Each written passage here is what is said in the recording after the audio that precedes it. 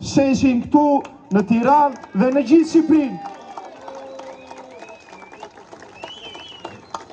Në fakt, jemi përpjekur vazhdimisht të themi mendimin tonë, të reagojmë.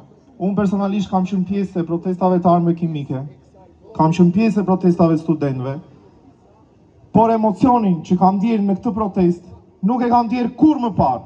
Dhe e dini arsyen, kam parë fëmijë 6 muaj me nënat e tyre që janë pjesë e kësaj proteste.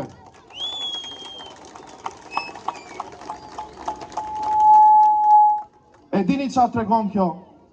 Tregon që gota është mbushur plot dhe thika ka vajtur në fëmijët tanë. Po pse ka vajtur thika në fëmijët tanë? Ka vajtur literalisht në fëmijët tanë. E dëgjuat lajmin për hormonet, për fëmijët që janë mbi 14 vjeç.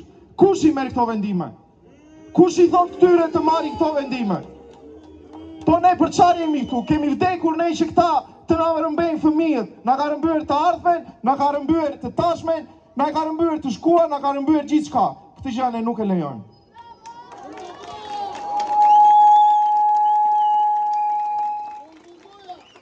Gjithmonë, historia ka treguar që për të rrëzuar këto autokracitë ose diktaturat, bëhet sebeb dhe një gjë e thjeshtë.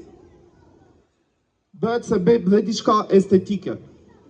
Kjo protest nisi nga Zvërneci, po nuk është vetëm për Zvërnecin, po përpiqen që ta manipulojnë të vërtetën.